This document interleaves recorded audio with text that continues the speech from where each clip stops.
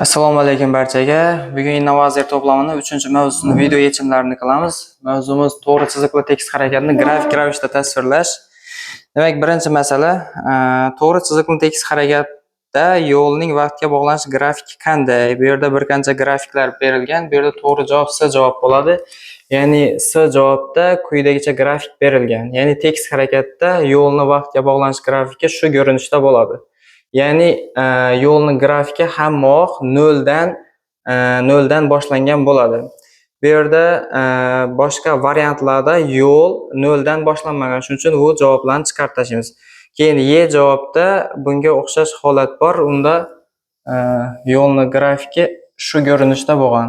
Lekin bu tekis harakat emas, bu tezlanuvchi harakatda bo'ladi. Shuning uchun bu javob ham noto'g'ri bo'ladi. Ya'ni to'g'ri chiziqli tekis harakatda yo'lni ya'ni vaqtga bog'lanish grafiki shu ko'rinishda bo'ladi. Ya'ni to'g'ri javob C. Ikkinchi savol. To'g'ri chiziqli tekis harakatda tezlikni vaqtga bog'lanish grafiki qanday? Ya'ni V ni T ga bog'lanish grafiki. To'g'ri chiziqli tekis harakatda V teng konstanta, ya'ni tezlik o'zgarmas bo'ladi. Shuning uchun javob B javob bo'ladi. Keyingi masala.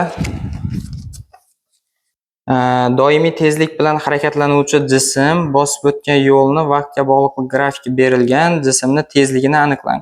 Ya'ni to'g'ri chiziqli tekis harakatda V teng S taqsim T formuladan tezlik hisoblanadi. Bu grafikda yo'l, ya'ni 20 metrni qo'yadigan bo'lsak, vaqtimiz 4 sekund, ya'ni 20 ni 4 ga bo'ladigan bo'lsak, demak 5 metr taqsim sekund bo'ladi. Ya'ni javob. Keyingi masala, doimiy tezlik bilan harakatlanuvchi jism tezligini vaqtga bog'liq grafikka berilgan jismni 20 sekundda bosib o'tgan masofasini aniqlang. Ya'ni yo'lni so'rab turibdi. Demak, yo'lni topish formulasi S teng V ko'paygan T teng bu yerda tezlik 40, vaqtimiz demak 20 sekund. Demak 40 ni 20 ga ko'paytirsak, demak 800 metr. Javobda kilometrda so'ragani uchun 800 ni 1000 ga bo'lsak, demak 0.8 kilometr bo'ladi. Ya'ni D javob. 5-masalada tezlikning vaqtga bog'lanish grafikiga ko'ra jismni 2 sekundda bosib o'tgan masofasini aniqlang. Demak, bunda ham S teng V ko'paygan T bo'ladi. Bu yerda tezlik 10 metr taqsim sekund. 10 vaqtimiz bu yerda 4 sekund ko'rsatilgan, lekin 2 sekundda bosib o'tilgan yo'lni so'ragani uchun bu yerga 2 sekund qo'yiladi. Shuning uchun javob 20 metr bo'ladi. C javob. Keyingi 6-masala, to'g'ri chiziq bo'ylab harakatlanuvchi jismlarning tezliklari nisbati V1 taqsim V2 ni aniqlang. Demak, bu yerda grafik berilgan, V1 ni V2 ga nisbati so'ralib turibdi. U uchun bizlara dastavval V1, keyin V2 kerak bo'ladi. V1 ni topadigan bo'lsak, S1 taqsim T1 dan hisoblaymiz. Demak, bu yerda S1 mana bu birinchi jismning harakati, ya'ni S1 60 metr, T1 5 sekund. Demak, 12 metr taqsim sekund ekan. V2 esa S2 taqsim T2, S2 bu yerda 40 metr, T2 2 sekund. Demak, 20 metr taqsim sekund bo'ladi. Endi V1 ni V2 ga nisbati V1imiz 12 chiqdi, V2miz 20 chiqdi. Qisqartiradigan bo'lsak, demak 4 ta bo'lsak 3 5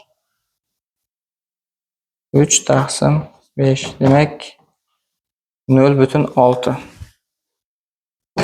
Javob. 7-masalada S ko'chish T vaqt bo'lsa, quyidagi tekislikning qaysi nuqtasida tezlik eng kichik hisoblanadi? Demak, tezlik eng kichik hisoblanadi dedi. Bu yerda tezlik eng kichik bu ikkinchi nuqta bo'ladi. Sababi juda katta vaqtning ichida u juda kam masofa bosib o'tgan. Boshqalar bilan solishtiradigan bo'lsak, demak, masalan, 3-nuqtani oladigan bo'lsak, bu yerda ko'p vaqt o'tgan, lekin shu vaqtning ichida u ko'proq masofa bosgan. Demak, uni tezligi bunga nisbatan kattaroq. 5-nuqtada ham shunday. 4-nuqtada esa uni tezligi eng katta bo'ladi. U eng qisqa vaqtning ichida katta masofani bosgan, shuning uchun bu yerda tezlik katta bo'ladi. 2-nuqtada esa tezligi eng kichik nuqta va 2-nuqta bo'ladi. 7-da demak, C javob bo'ladi.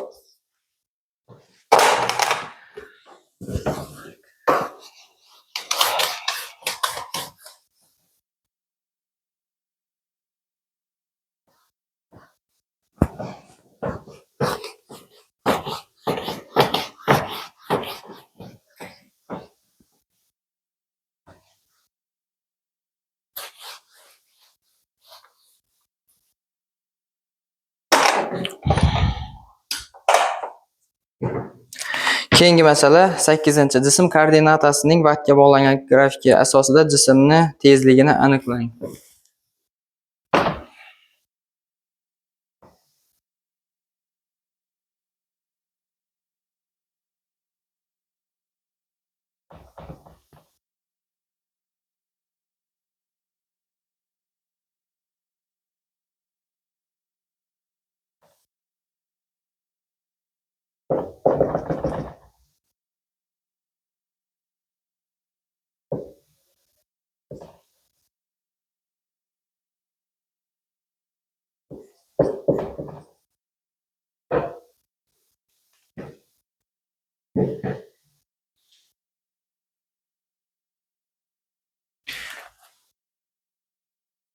Demak, tezlikni topish kerak ekan. Demak, tezlik topish uchun V teng S taqsim T formuladan foydalanamiz.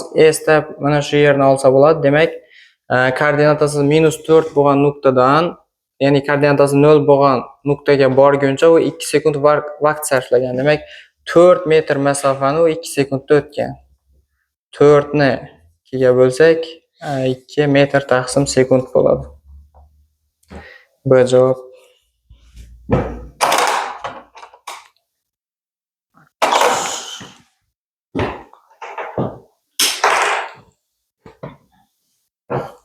Keyingi masala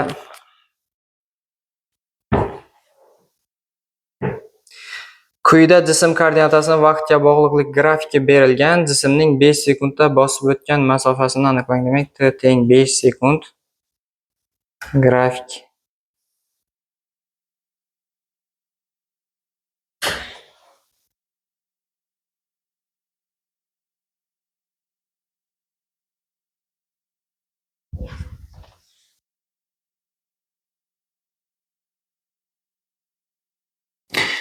Jismning 5 sekundda bosib o'tgan masofasini aniqlang. Demak, S teng V ko'paygan T. Bu yerda vaqt 5 sekund, lekin yo'lni hisoblash uchun bizga tezlik kerak bo'ladi. Tezlikni bu yerdan topib olamiz. Demak, koordinatasi -6 bo'lgan nuqtadan koordinatasi 0 bo'lgan nuqtaga borguncha u 3 sekund vaqt sarflagan. Demak, 6 metr masofani u 3 sekundda o'tgan. Shu yerdan tezlikni topadigan bo'lsak, 6 taqsim 3 demak 2 metr taqsim sekund bo'ladi. Endi uni 5 sekundda bosib o'tgan yo'lini topish uchun tezligini vaqtidan ko'paytiramiz. Demak, tezlik 2, vaqt 5 teng 10 metr chiqadi. Demak, 9-masalaning javobi Y javob bo'ladi. Keyingi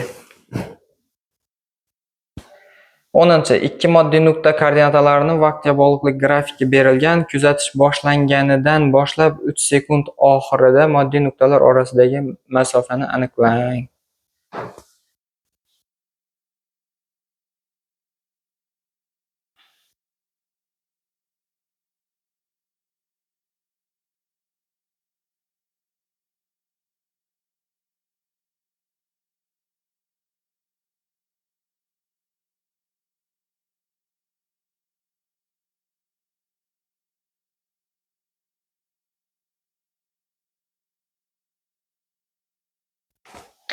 Kuzatish boshlanganidan boshlab 3 sekund oxirida moddiy nuqtalar orasidagi masofa. Demak, 3 sekund vaqt o'tgan vaqtida ularning koordinatalari, ya'ni bir nuqtada koordinatasi x teng 25 bo'lgan nuqtada turgan ikkala jism ham, Ya'ni shu yerda kesishgani uchun ularning orasidagi masofa 0 bo'ladi. Demak, ikkisi ham bir nuqtada turgan bo'ladi. Ular dastlab birinchi jism koordinatasi 10 bo'lgan nuqtada turgan, ikkinchi jism esa 25 bo'lgan nuqtada turgan. Qandaydir vaqt o'tishi bilan birinchi jism harakatlangan, lekin ikkinchi jism tinch turgan. Va birinchi jism 3 sekundning ichida ikkinchi jismni yoniga borgan. Ya'ni koordinatasi kesishgan nuqta ular bir joyda turganini bildiradi. Shuning uchun ularning orasidagi masofa 0 bo'ladi. C javob. Keyingi 11-masala grafik bor ekan.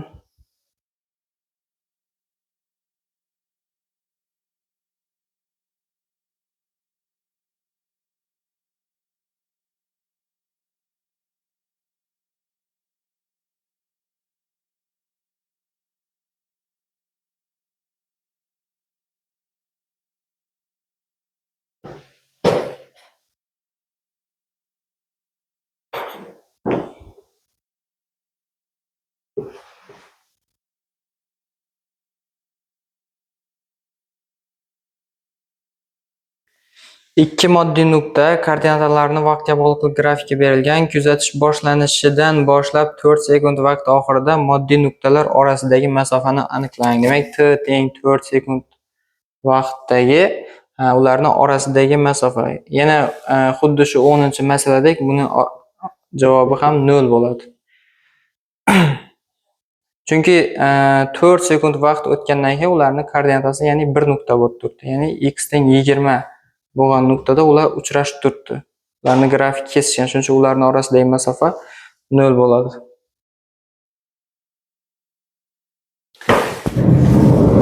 Keyingi masala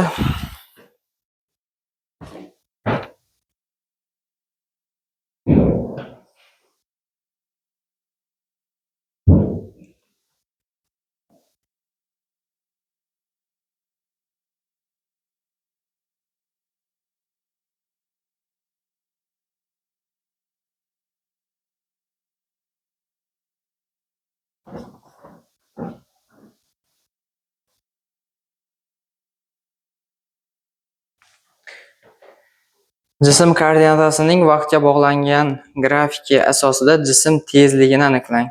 Demak, v teng yana s taqsim t. Demak, s deganimiz x minus x0 bo'ladi, taqsim t. Demak, ximiz oxirgi koordinata, x0imiz boshlang'ich koordinata bo'ladi. Demak, oxirgi koordinatamiz 20 minus boshlang'ich koordinata 5 minus 5 taqsim 5, ya'ni 5 sekund vaqt ichida u harakatlangan. 20 dan 5 ni ayirsak, demak 15 taqsim 5, demak 3 metr taqsim sekund bo'ladi. 12-masalaning javobi B.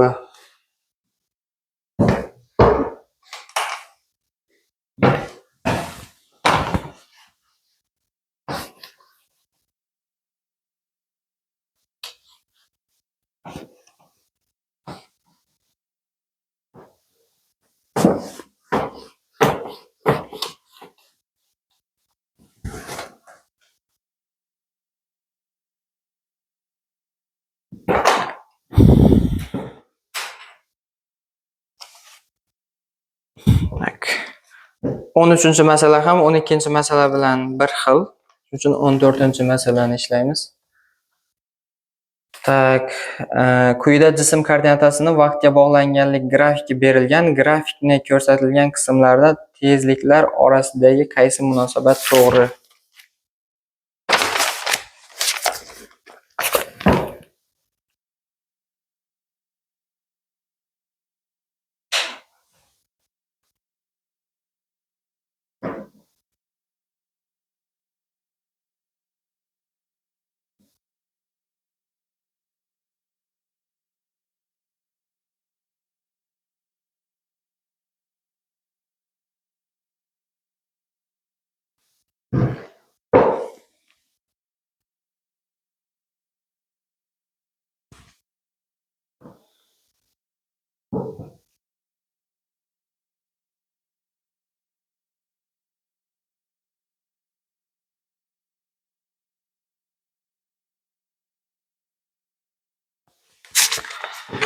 Demak, Y javob bo'ladi. Demak, uchinchi jism tezligi eng katta, ikkinchisiniki undan kichik va birinchisiniki eng kichik tezlikda bo'ladi. Sababi uchinchi jism juda qisqa vaqtni ichida, ya'ni kattaroq masofa bosib o'tgan. Ya'ni juda kam vaqt sarflagan. Ikkinchisi, demak, o'rta darajada va birinchisi ko'p vaqt ichida, demak, kam masofa bosgani uchun uni tezligi eng kichik bo'ladi. Keyingi 15-masala ham xuddi shu usulda yechiladi. Keyingi 16-masala.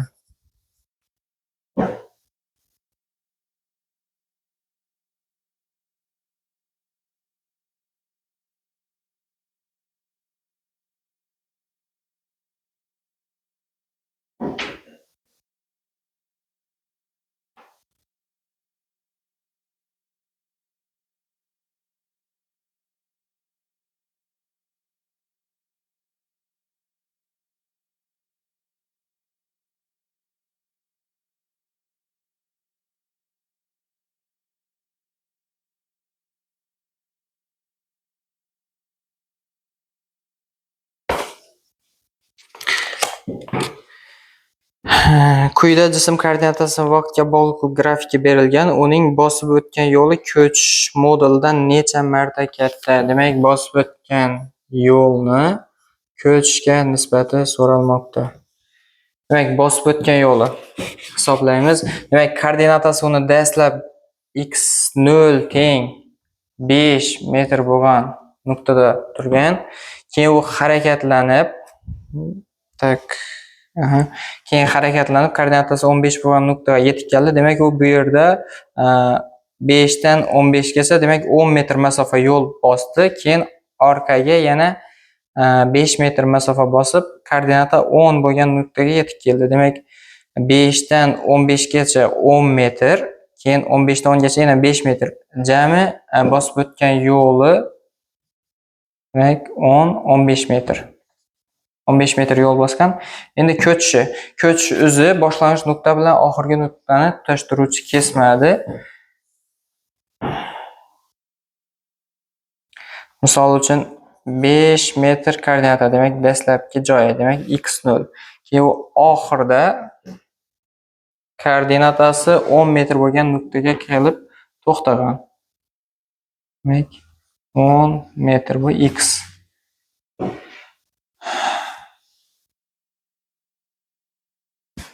Demak, uning ko'chishi 5 metr bo'ladi. Ya'ni 5 dan 10 gacha orasi 5 metr. S ko'chish teng 5 metr. Demak, S bosib o'tgan yo'lni, ya'ni ko'chishga nisbati bosib o'tgan yo'li 15 metr. Demak, ko'chishimiz 5 metr. Demak, 3 chiqadi. Demak, bosib o'tgan yo'li ko'chishidan 3 marta katta ekan. S javob. Tak, 17.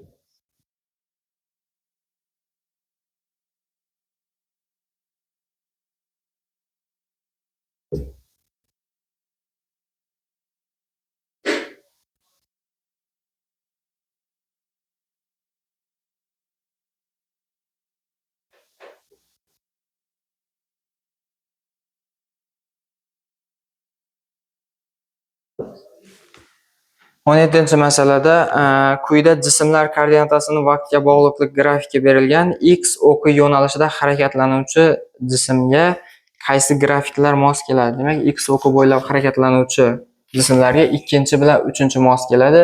Demak, birinchi grafikda bu harakatlanmagan bu. Demak, koordinatasi o'zgarmagan. Shuning uchun bu girmaydi. Yana bu to'rtinchisi esa bu X o'qi bo'ylab emas, X o'qini, ya'ni teskari ravishda X o'qini qarama-qarshi yo'nalishda harakatlangani uchun girmaydi.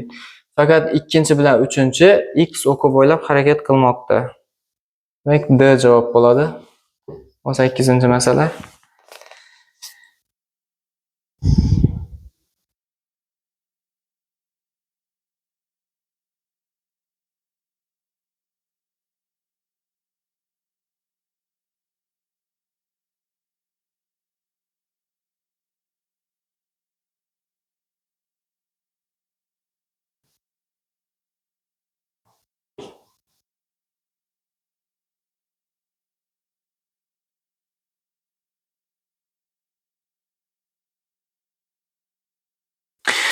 Quyida jism koordinatasining vaqtga bog'liq grafikka berilgan jismning boshlang'ich koordinatasini aniqlang. Demak, boshlang'ich koordinata bu yerda x0 ni topish kerak.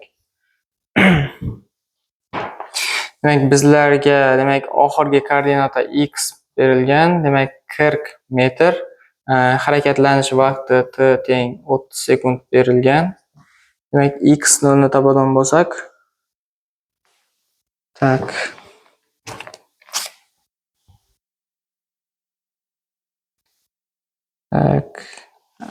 Bu yerdan dastlab bizlar tezlikni topib olamiz ekan. Demak, tezlikni topadigan bo'lsak, v teng s taqsim t.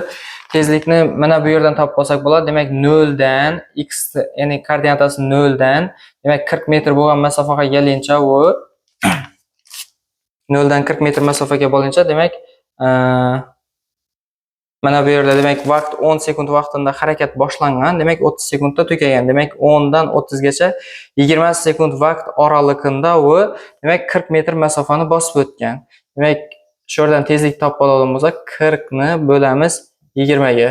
Demak, uni tezligi 2 metr taqsim sekund ekan. Endi x0 ni topish uchun esa bu yerda x0 demak, mana bu yerdagi s masofaga teng bo'ladi. Bu yerda formulasidan s teng v t dan foydalansak, demak tezligimiz 2 metr taqsim sekund. Vaqt esa beragancha, demak 10 sekund vaqt sarflagan. Bu yerga 10 sekund vaqtni qo'ysak, demak 20 metr chiqadi. Demak, uni dastlabki x0 koordinatasi -20 bo'ladi. Shu bilan video yechimlarimiz ham tugadi. Bizni kuzatishda davom eting.